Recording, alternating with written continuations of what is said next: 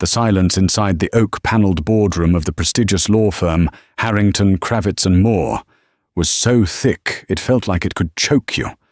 Richard, a tech mogul whose arrogance was matched only by his bank account, leaned back in his Italian leather chair and laughed. He pointed a manicured finger at his sobbing, 8-month pregnant wife, Sarah. "You actually thought my father would leave his legacy to a former waitress," he sneered, looking around the room for validation. But when the senior executor turned the final page of the last will and testament, Richard's laughter died instantly. The words spoken next didn't just silence the room. They dismantled an entire empire in seconds. You might think you know how this story ends, but trust me, you have no idea. The funeral for Archibald Sterling had been exactly what the old man would have hated: ostentatious, loud, and filled with people who cared more about the catering than the deceased. It was held at the St. James Cathedral in downtown Seattle, a gloomy, towering structure that seemed to weep along with the grey sky.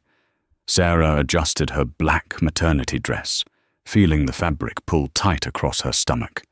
She was 8 months pregnant, her ankles were swollen, and she had been standing for 3 hours greeting strangers who looked at her with barely veiled contempt. She was the second wife. The trophy wife, they whispered, though Sarah felt like anything but a trophy. She felt like an intruder in a world of old money and cold hearts. Her husband, Richard Sterling, stood 10 feet away. He was the only son of Archibald, and currently the acting CEO of Sterling Dynamics, a logistics empire worth billions. Richard looked impeccable in his bespoke Tom Ford suit, his dark hair slicked back, his jawline sharp. He was handsome, undeniably so, but his eyes were cold voids. He hadn't spoken a kind word to Sarah since the stick turned pink. "Richard," Sarah whispered, stepping closer to him as the crowd began to disperse toward the limousines. "My back is killing me. Can we please sit down for a moment before we head to the reading?" Richard didn't even turn his head. He took a sip of his scotch. He was drinking at the funeral, which Sarah noted with a sinking heart, and smirked at a business associate. "If you're too weak to handle a funeral, Sarah, maybe you should have stayed in the trailer park." The associate, a man named Mr. Coburn, chuckled uncomfortably. Now, Richard. She is carrying the air." "She's carrying a burden," Richard muttered, finally glancing at her. His gaze raked over her swollen form with disgust. "Look at you. You look like a balloon about to pop. Stop embarrassing me and get in the car. The lawyers at Harrington, Kravitz and Moore don't like to wait.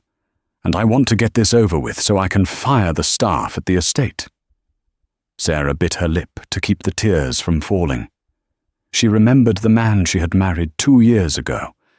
He had been charming then, relentless in his pursuit of her when she was working shifts at the Rusty Anchor, a diner near the docks. He had promised her the world. But the moment the ring was on her finger, the charm had eroded, revealing a narcissist who treated people like assets to be acquired and discarded. "I'm coming," she said softly. The ride to the law firm was silent. The rain lashed against the windows of the Rolls-Royce Phantom. Richard spent the entire drive texting. Sarah knew who he was texting. It was likely Vanessa, his executive assistant, a woman who had been at the funeral wearing a dress that was far too short and a smile that was far too bright. When they arrived at the law firm's skyscraper in the financial district, the tension was palpable. They took the private elevator to the 40th floor. The doors opened to reveal a lobby that smelled of mahogany and money. Waiting for them in the main conference room were the key players. There was Richard's aunt, Beatrice, a woman who clutched her pearls and glared at Sarah. There was the CFO of the company, Marcus Trent. And, sitting at the head of the long table, was Mr. Elias Thorne, Archibald's personal attorney for 40 years. Elias was a man of integrity, one of the few people in Archibald's life who hadn't been on the payroll in a traditional sense. He looked up as Richard strutted in. "Richard," Elias nodded solemnly. "Sarah, please, take a seat." Richard didn't pull out a chair for his pregnant wife. He sat at the immediate right of the head of the table, assuming the position of power. Sarah awkwardly maneuvered herself into a chair opposite him, her belly pressing against the cold wood of the table. "Let's get this over with, Elias," Richard said, checking his Rolex Daytona. "I have a flight to Aspen at 6. Just tell me I get the company, the estate in the Hamptons and the portfolio, and cut the rest of the family a check for whatever pittance the old man left them." Aunt Beatrice gasped. "Richard, have some respect. Your father isn't even cold yet." "He was cold for the last 20 years, Beatrice," Richard snapped. "Let's not pretend we're here for sentiment. We're here for assets." Elias Thorne adjusted his spectacles. He looked tired. He looked at Richard with a mixture of pity and steel. "This will is unique, Richard. Archibald made several changes in the last 6 months, changes he did not discuss with you." Richard waved a dismissive hand. The old man was senile. "If he gave too much to the charity for stray cats, I'll contest it. Just read it." Sarah placed a hand on her stomach, feeling the baby kick. She didn't care about the money. She just wanted to know if Archibald had left her anything to help her escape. She had been planning to leave Richard for months, but with no access to bank accounts and a baby on the way, she was trapped. Archibald had been the only one who was kind to her. He used to sit with her in the garden, telling her stories about how he built the company from a single truck. "Please, Archibald," she prayed silently. "Just enough to get an apartment. Just enough to be safe." Elias Thorne broke the seal on the thick envelope. The sound seemed to echo like a gunshot in the quiet room. "I, Archibald James Sterling, being of sound mind and body, do hereby declare this to be my last will and testament," Elias began, his voice baritone and steady. The first 20 minutes were standard procedure. Small sums were allocated to long-time staff. The gardener, Mr. Henderson, received $50,000. The housekeeper, Mrs. Higgins, received $100,000. Richard tapped his fingers on the table, audibly sighing with impatience. "To my sister, Beatrice Sterling," Elias read, "I leave the summer cottage in Martha's Vineyard and a stipend of $2 million a store, provided she stops sending me fruitcakes at Christmas." A small, nervous chuckle ran through the room, but Richard slammed his hand on the table. "Enough with the comedy routine, Elias. Get to the meat of it. The company, the liquid assets, the control." Elias looked over his glasses. "Patience, Richard." He turned the page. "To my son, Richard Sterling." Richard sat up straighter, adjusting his tie. Finally, "I leave my collection of vintage cars, including the 1962 Ferrari 250 GTO and the penthouse apartment on Park Avenue." Richard waited. "And?" Elias paused. "And that is the entirety of the bequest to Richard Sterling regarding personal property." The room went deadly silent. Richard's face turned a shade of purple that clashed with his tie. "Excuse me? The cars and the apartment? That's maybe $40 million. The estate is worth $3 billion. Where is the company? Who gets the controlling interest in Sterling Dynamics?" "I'm getting to that," Elias said calmly. "You're telling me he left the company to... who? Beatrice?" Richard stood up, his chair scraping violently against the floor. He looked at Sarah, his eyes narrowing into slits. "Or did he leave it to charity? Tell me he didn't liquidate it." "Sit down, Richard," Elias commanded. The authority in his voice surprised everyone. Richard slowly sank back down, seething.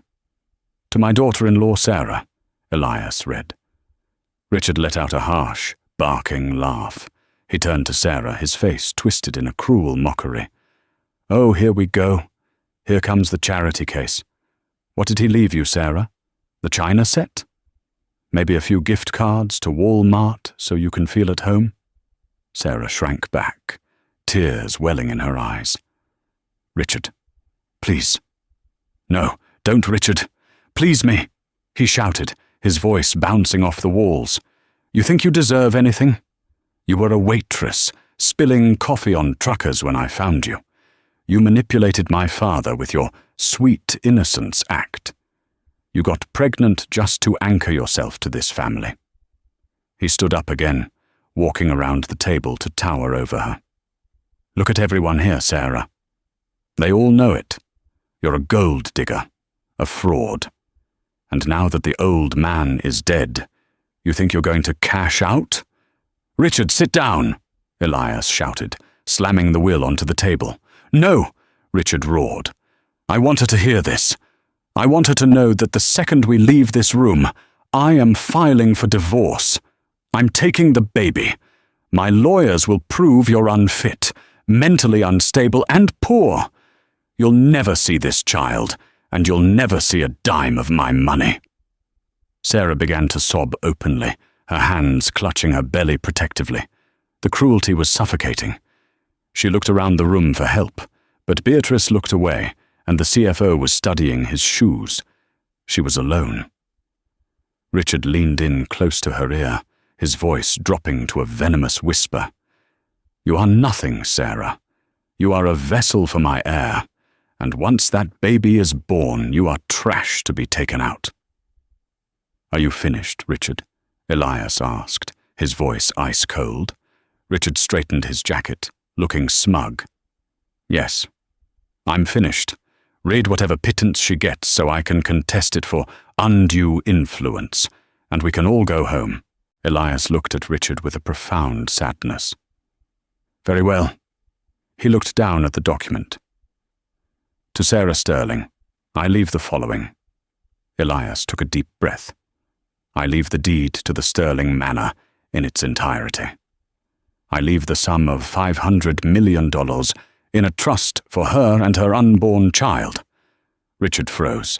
His mouth opened, but no sound came out.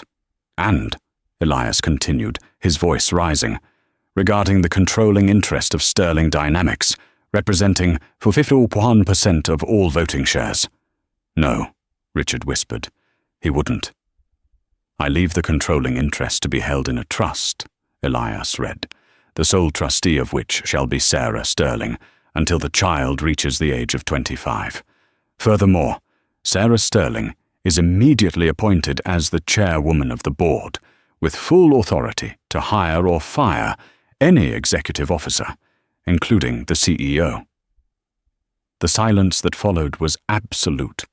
It was the silence of a bomb having detonated, with the dust just starting to settle. Richard's face went pale. He looked at Elias. Then slowly, terrified, he turned his head to look at Sarah. Sarah stopped crying. She wiped her face with the back of her hand. She looked at the man who had just threatened to take her child and throw her on the street. She looked at the man who had called her trash. And for the first time in 2 years, she didn't see a husband. She saw an employee. Elias removed his glasses. There is also a personal letter attached for Sarah. Would you like me to read it, Mrs. Sterling? Or should I say, Madame Chairwoman? The atmosphere in the conference room had shifted from funeral somberness to the electric, volatile energy of a crime scene.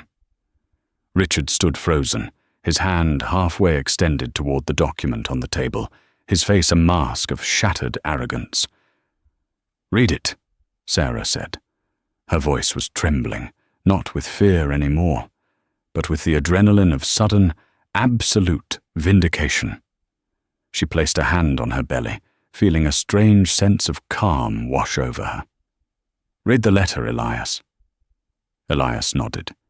He reached into a separate, smaller envelope made of heavy cream cardstock. He withdrew a handwritten note. The handwriting was shaky. Archibald had written this in his final weeks, likely while sitting in his study overlooking the Puget Sound, battling the cancer that eventually took him.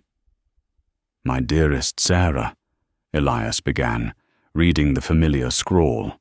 Richard scoffed, a desperate, wet sound. Dearest? He barely knew her. "Silence, Richard," Elias snapped, his eyes flashing. He returned to the letter. "My dearest Sarah, if you are reading this, I am gone, and you are sitting in a room full of wolves. I apologize for leaving you there, but I knew it was the only way to ensure your safety and the safety of my grandchild." Sarah choked back a sob. Archibald had known. "I have watched you for the last 2 years, Sarah. I watched how you entered this family, not with greed, but with hope.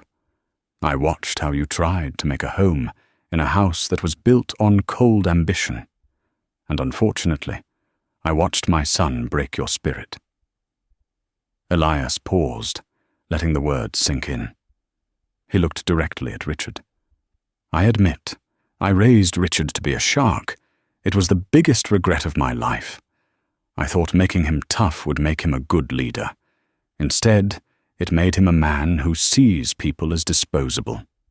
I have seen how he treats you when he thinks no one is looking.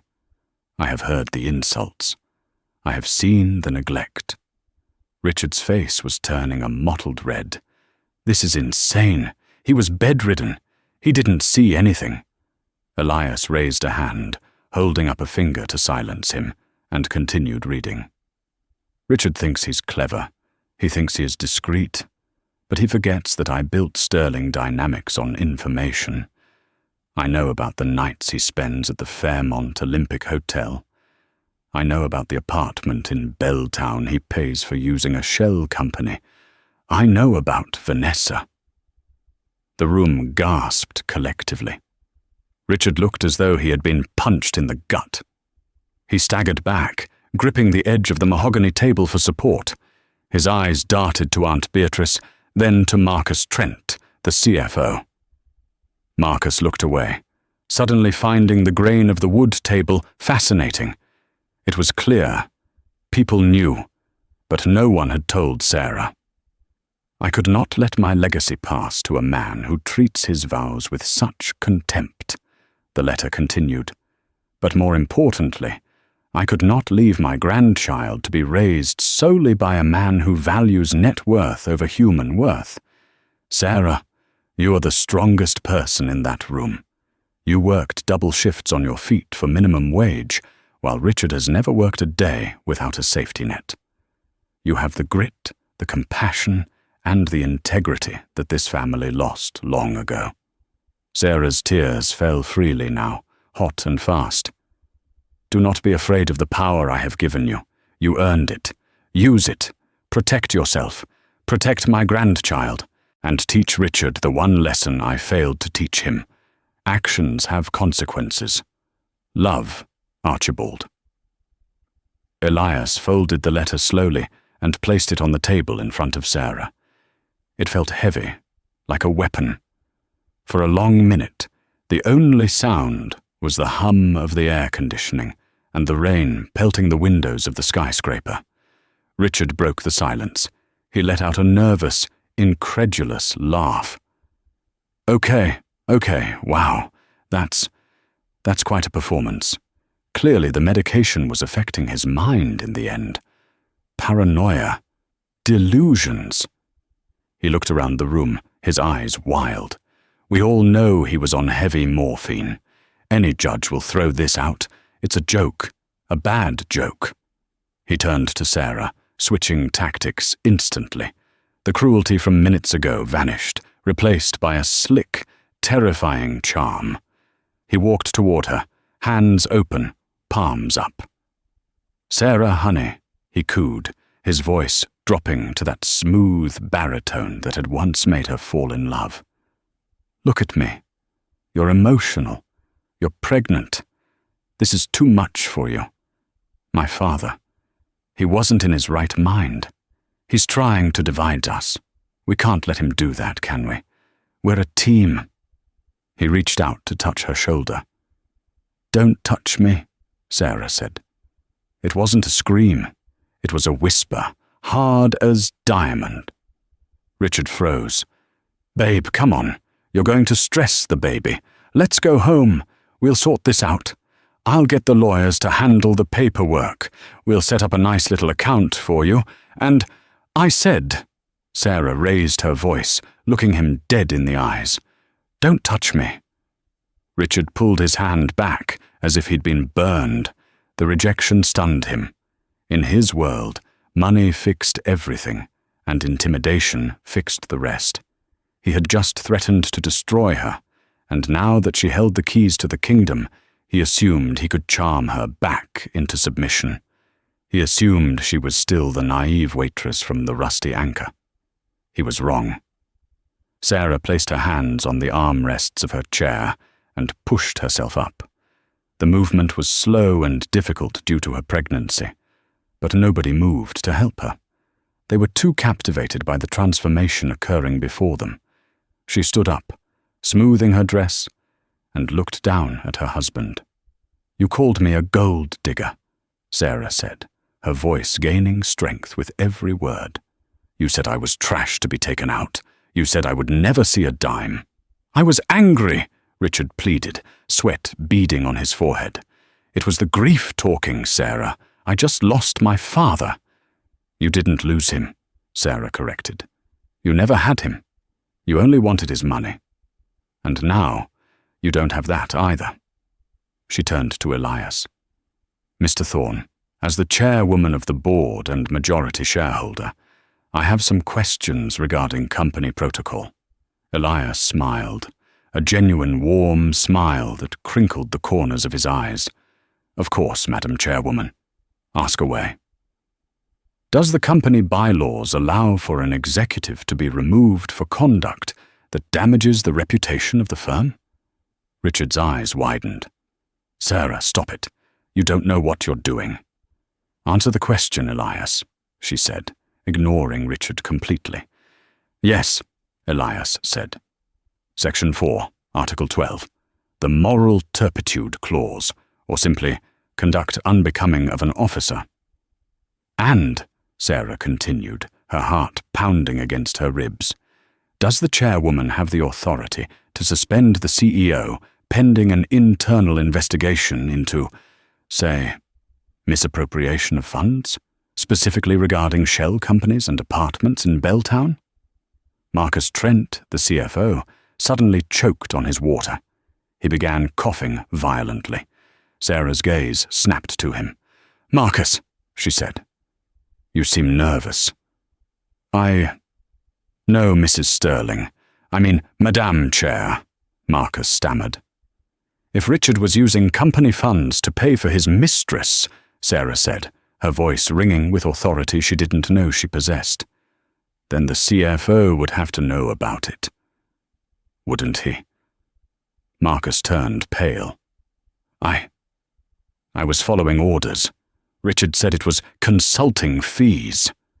"You traitor!" Richard screamed, spinning around to face Marcus. "You shut your mouth!" "Sit down, Richard!" Sarah's voice cracked like a whip. It was the first time she had ever yelled at him. The sound was so unexpected that Richard actually obeyed, collapsing into his chair. Sarah took a deep breath. She looked at the room. "Here is my first order of business. Elias, I want a full forensic audit of the company's finances for the last 5 years. I want to know every penny Richard has spent." "Done," Elias said, scribbling on his notepad. "Secondly," Sarah turned to Richard, "you are suspended, effective immediately. You are barred from the building. Your company credit cards are frozen. Your access to the company jet is revoked." "You can't do this," Richard hissed, his face twisted into a snarl.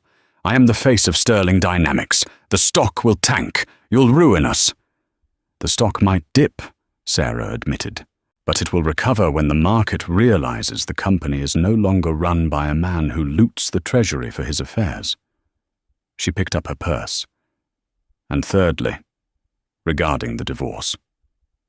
Richard looked up, hope and fear warring in his eyes. "Sarah, please. Think about the baby. A child needs a father." "A child needs a father," Sarah agreed. "Not a monster. My lawyers will be in touch, Richard. I'm taking the house. I'm taking the assets Archibald left me. And I'm going to ensure that you never treat another human being the way you treated me." She turned to walk away, but stopped.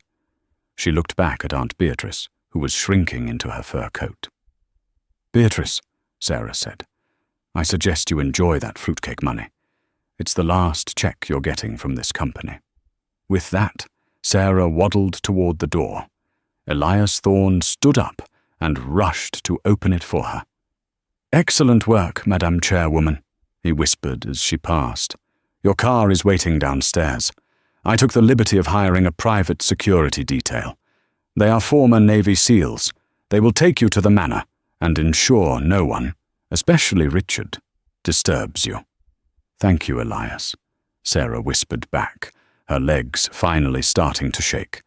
I think I need to lie down." "Go, I'll handle the sharks."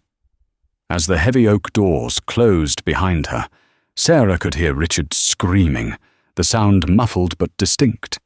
She walked to the elevator, pressed the button, and when the doors closed, enveloping her in silence, she finally let out a long, shuddering breath. She was free. But as the elevator descended, Sarah knew this wasn't over. Richard was a narcissist and a bully. He wouldn't just roll over and accept defeat. He would fight dirty. He would come for her. Down in the lobby, she walked out into the rain. A large black SUV was waiting. A massive man with a shaved head and a kind face opened the door. "Mrs. Sterling, I'm Tiny. Mr. Thorne sent me." "Hi, Tiny." She managed a weak smile. As the car pulled away, Sarah looked out the window. She saw Richard running out of the building, ignoring the rain, phone pressed to his ear. He looked frantic. He looked dangerous. Inside the boardroom, Richard had just made a call. Not to a lawyer, but to a woman. "Vanessa!" He barked into the phone, his voice trembling with rage. "Shut up and listen. The old man screwed me. Sarah knows everything. She's got the company. She froze the accounts." He paused, listening to the voice on the other end. "No," he shouted. "We aren't done. I have a plan. She's 8 months pregnant, Vanessa. She's stressed. High risk. If something happens to her or the baby, the trust reverts to the next of kin." He watched the black SUV disappear into the Seattle traffic, his eyes cold and dead. "Me," he whispered. "It reverts to me." The Sterling Manor on Mercer Island was less of a house and more of a fortress.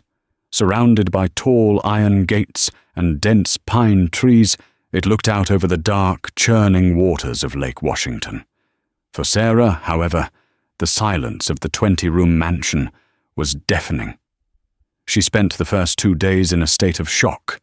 Mrs. Higgins, the housekeeper, was a godsend, bringing her herbal tea and refusing to let her lift a finger. "Mr. Archibald told me to look after you," the older woman said, patting Sarah's hand.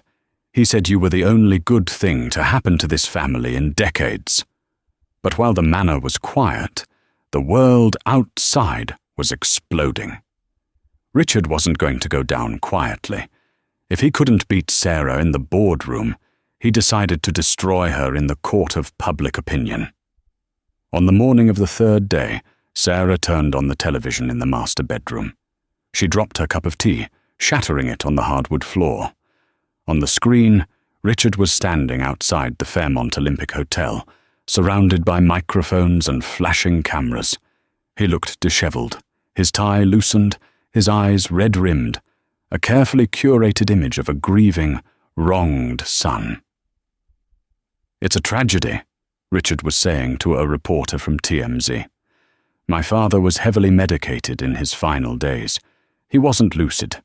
And this woman, This predator. She took advantage of a dying man. She isolated him from his family, and now she has kicked his grieving son out of his own company. She doesn't care about the legacy of Sterling Dynamics. She only cares about the payout. The headline on the screen read, "Black Widow? Pregnant stripper steals billionaire empire." "Stripper?" Sarah whispered, her hands shaking.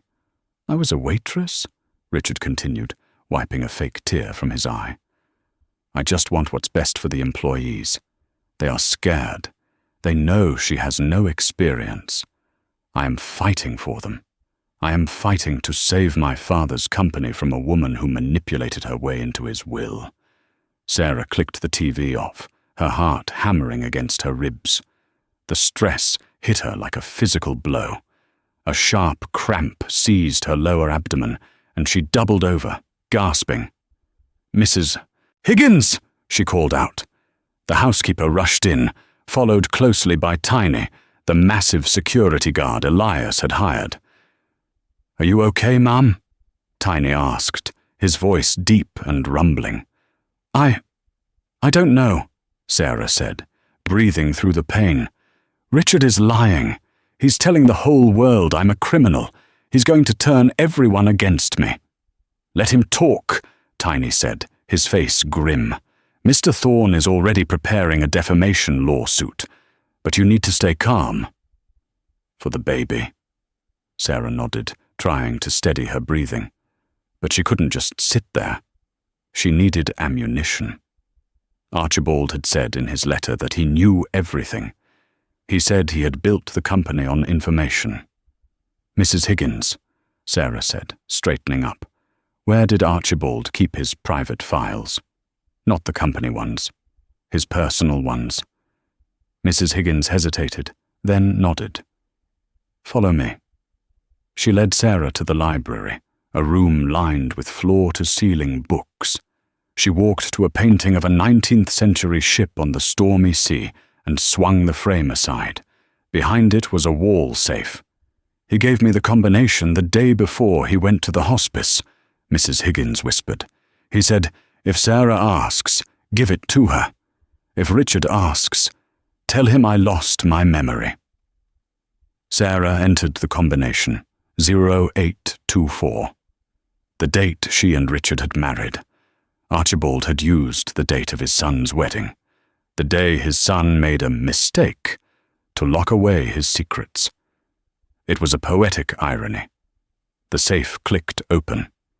Inside there was no cash or jewelry, just a stack of external hard drives and a thick leather-bound ledger. Sarah took the ledger to the heavy oak desk and opened it. What she saw made her blood run cold. It wasn't just receipts. It was a detailed log of Richard's life for the past 5 years. Archibald had hired private investigators. There were photos, detailed bank transfers. October 12, 2023. Wire transfer of $250,000 to VM Consulting, Vanessa Miller, labeled as Logistics Research. January 4, 2024. Purchase of condo unit 4B in Belltown. Title holder, Vanessa Miller. Fund source, Sterling Employee Pension Fund. "He was stealing from the pension fund," Sarah whispered, horrified. "He wasn't just spending his allowance. He was embezzling from the workers' retirement accounts." There were more.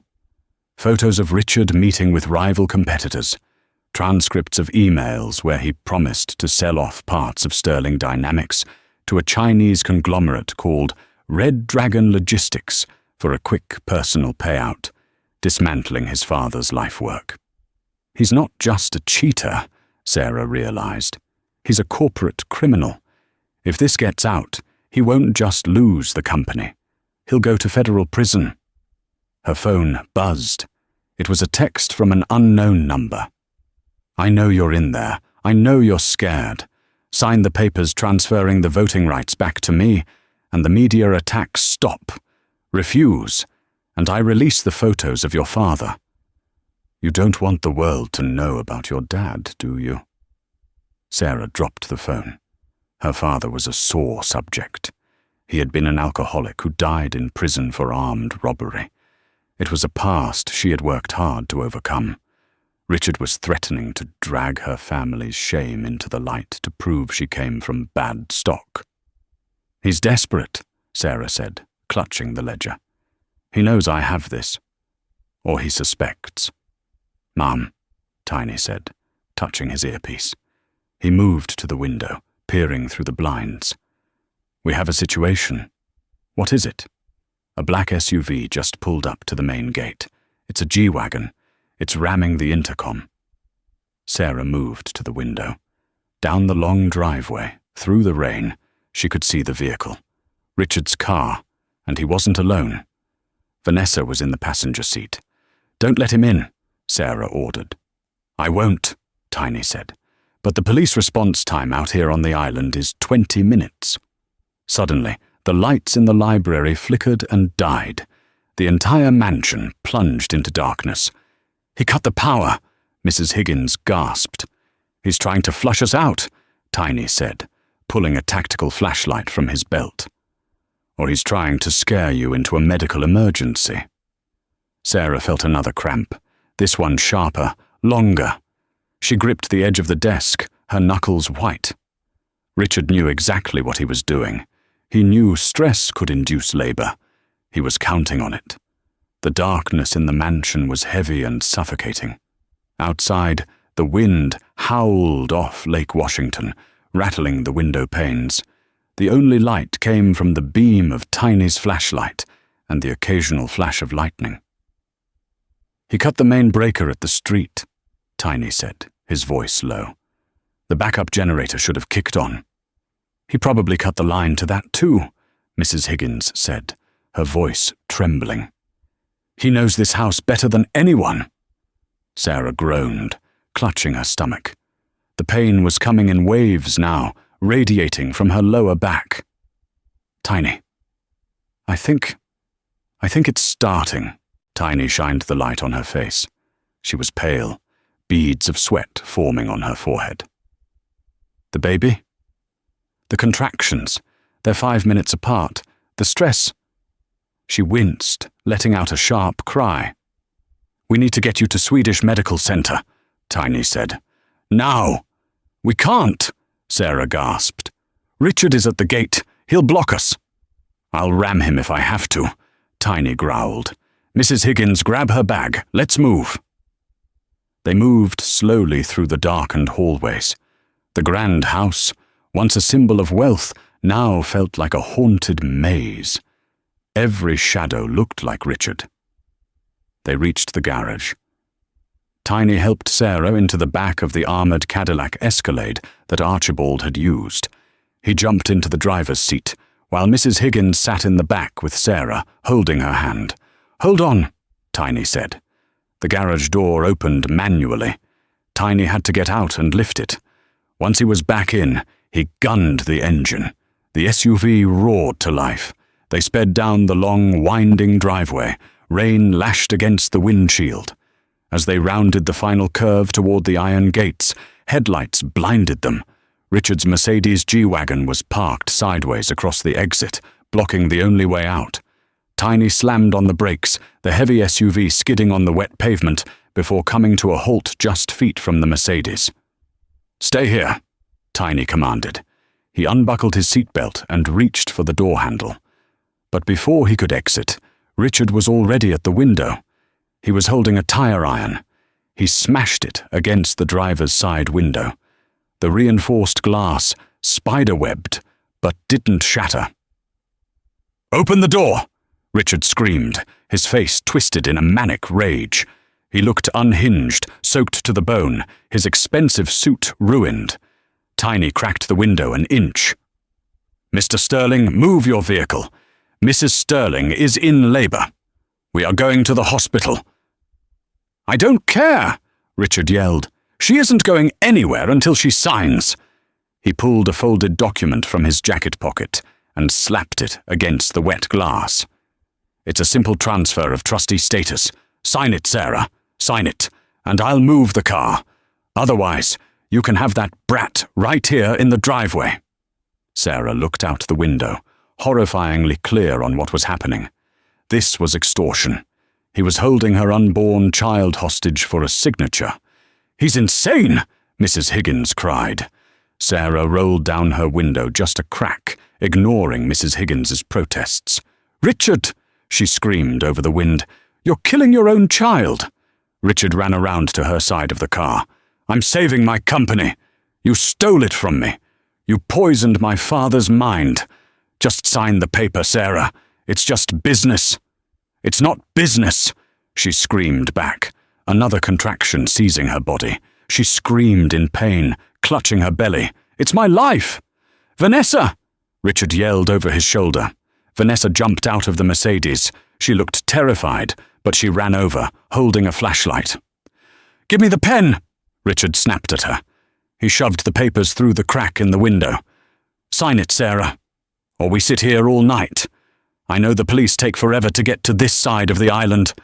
By the time they get here, that baby will be in distress. Do you want to risk it? Do you want to be responsible for killing Archibald's grandson?" The manipulation was vile. He was using her love for the child against her. Sarah took the paper. Her hand was shaking uncontrollably. The pain was blinding now. She felt trapped. If she didn't get to the hospital, the baby really could die. Was the money worth it? Was the company worth it? "I'll sign," she sobbed. "Just let us go." "No." Mrs. Higgins grabbed her arm. "Sarah, don't. That's what he wants." "I have to save the baby," Sarah cried. She took the pen Richard offered. Richard grinned, a triumphant, predatory smile. "Good girl. Smart girl. Just sign on the dotted line." Sarah put the pen to the paper. Richard watched, his eyes gleaming with greed. Suddenly, the rear door of the Escalade flew open. Tiny hadn't been idle. While Richard was focused on Sarah, Tiny had quietly slipped out the driver's side, moved around the back of the vehicle in the dark, and flanked them. Richard didn't even hear him coming. Tiny's hand, the size of a dinner plate, clamped onto Richard's shoulder. "She said no," Tiny growled. Richard spun around, swinging the tire iron. But Tiny was a former Navy SEAL. He caught Richard's wrist in midair, twisting it with a sickening crunch. Richard screamed, dropping the weapon. Tiny swept Richard's legs, slamming him face first into the wet asphalt. He placed a knee on Richard's back, pinning him instantly. "Vanessa!" Richard shrieked into the mud. "Get the gun! Get the gun from the glove box!" Sarah froze. A gun! Vanessa ran back toward the Mercedes. She opened the passenger door and reached into the glove compartment. "Tiny!" Sarah screamed. But Vanessa didn't pull out a gun. She pulled out her phone. She looked at Richard, pinned in the mud, screaming like a maniac. She looked at Sarah, in labor in the back of the car, and she looked at the massive bodyguard who could snap her in half. Vanessa made a calculation. She slammed the glove box shut. "I'm out!" Vanessa yelled. She jumped into the driver's seat of the Mercedes. "Vanessa, what are you doing?" Richard screamed. "Help me!" "You're on your own, Richard. I'm not going to jail for kidnapping," Vanessa shouted. She threw the Mercedes into reverse, backed up wildly, smashing into a stone pillar, then peeled out, speeding away down the road, leaving the driveway unblocked. Tiny looked down at Richard. "Looks like the mistress resigned." Sirens began to wail in the distance. Blue and red lights reflected off the wet trees. "Police," Tiny said. "Right on time." He hauled Richard up by his collar. Richard was sobbing now, covered in mud, his arm hanging at a strange angle. "You're finished, Richard," Tiny said. He dragged Richard to the side of the road and handcuffed him with zip ties he pulled from his pocket. Then he ran back to the SUV. "Hang on, Sarah," Tiny said, jumping back into the driver's seat. "We're going to the hospital. Fast."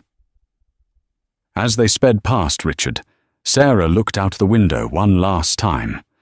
The billionaire, the man who had ridiculed her, the man who had treated her like trash, was kneeling in the mud, illuminated by the approaching police lights, weeping not for his child, but for his lost empire. But Sarah didn't have time to gloat.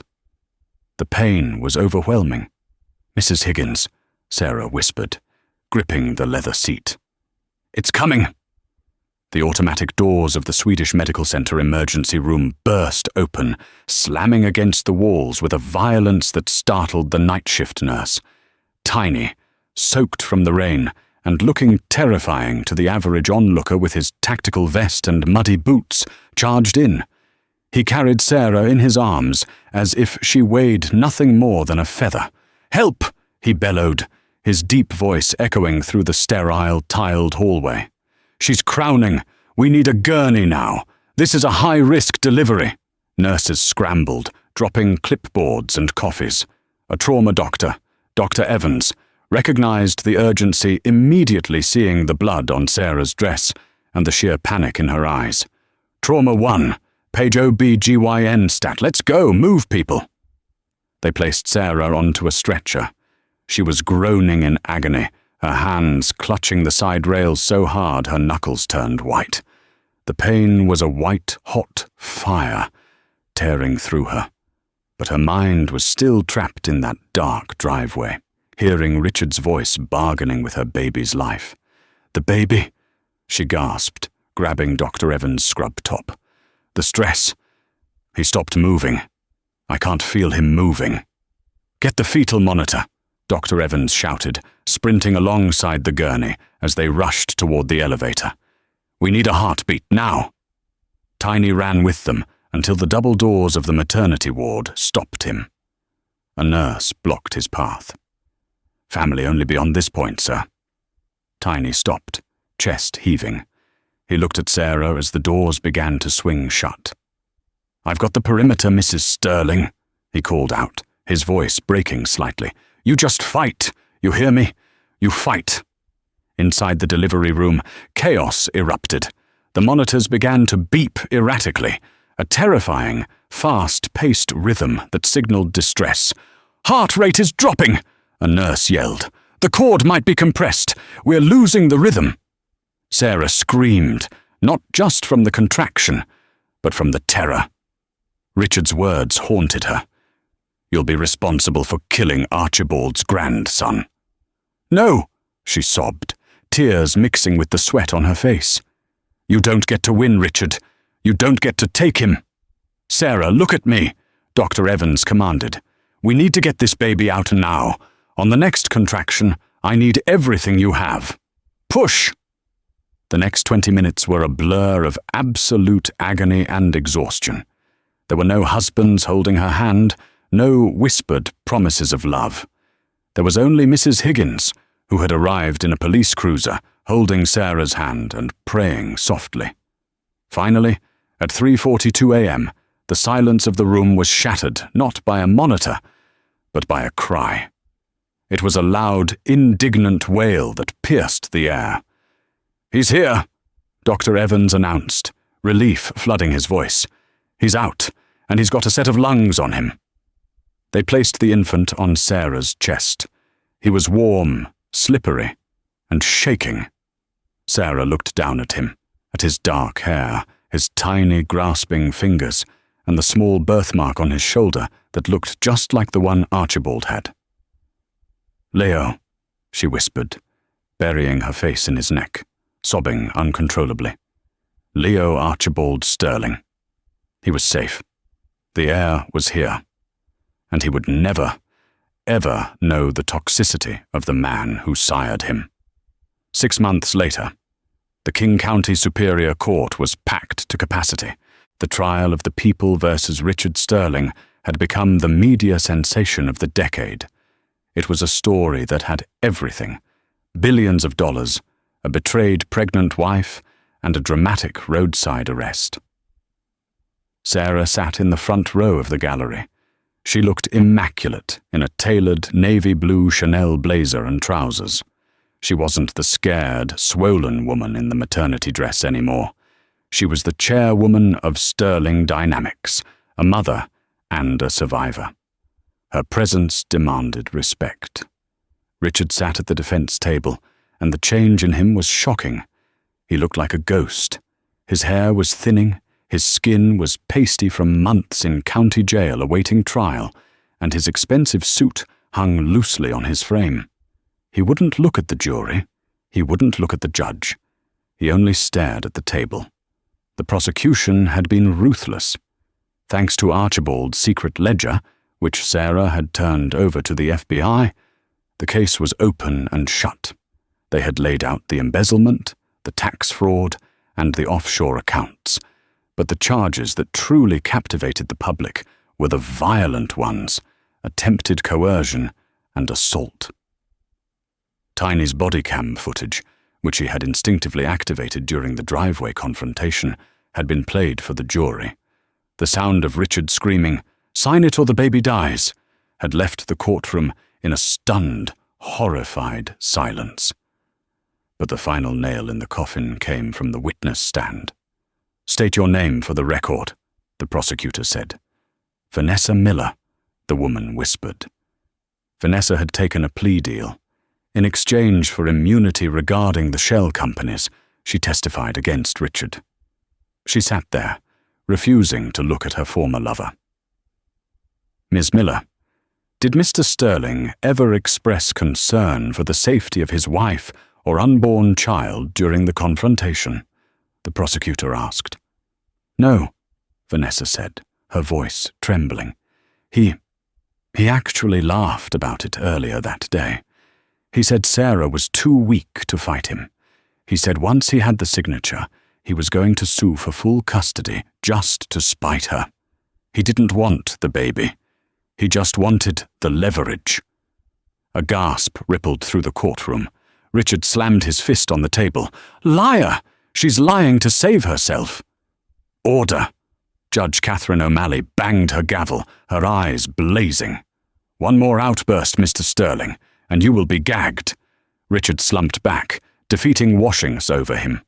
He looked at Vanessa, the woman he had destroyed his marriage for, and realized he was truly alone. When the jury returned 2 hours later, the foreman stood up.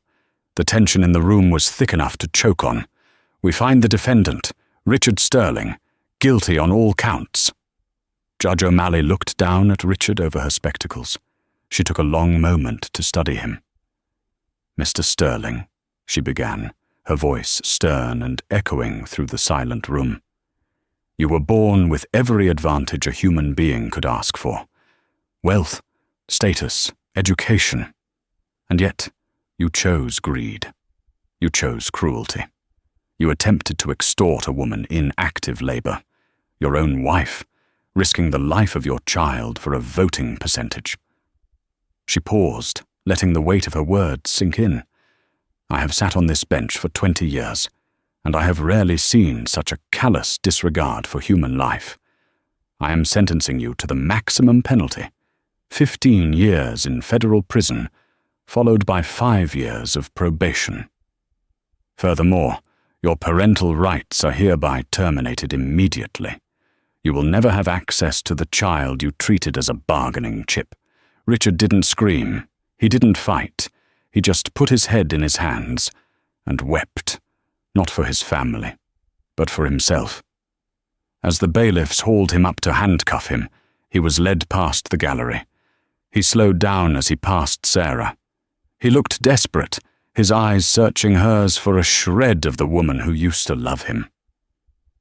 "Sarah," he croaked, his voice ragged, "please, he's my son too. Just one picture, please?"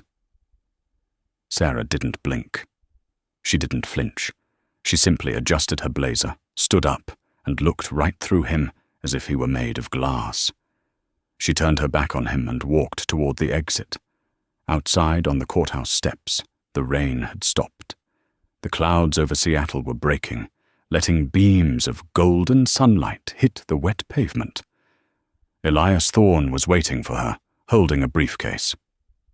"It's done," Elias said, a rare smile gracing his lips.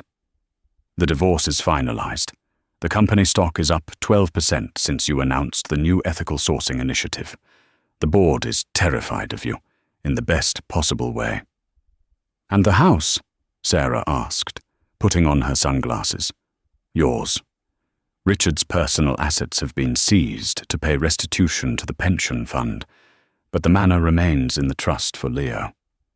Sarah nodded. She took a deep breath of the fresh, cool air.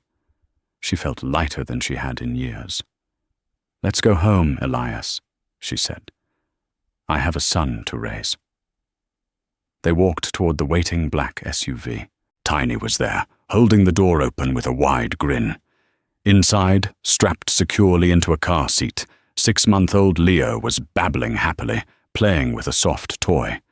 Sarah climbed in and gently touched her son's cheek. He grabbed her finger with his tiny hand, holding on tight. Archibald Sterling's true legacy wasn't the money. It wasn't the skyscrapers or the trucks. It was this boy.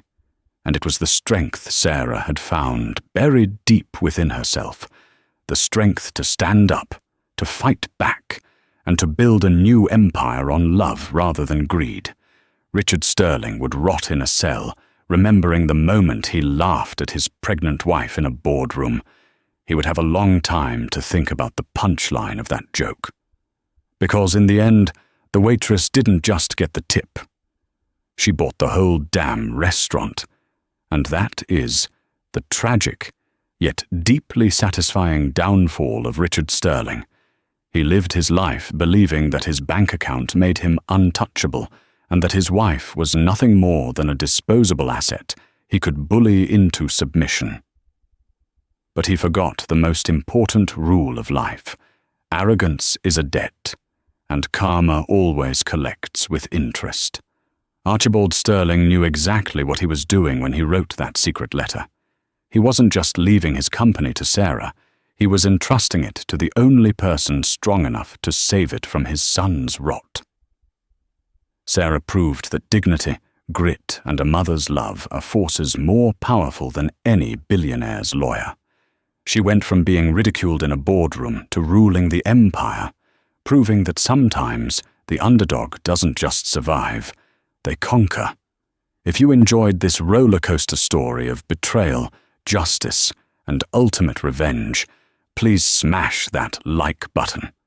It really helps the channel grow. And don't forget to subscribe and hit the notification bell so you never miss a story. What would you have done if you were in Sarah's shoes? Let me know in the comments below.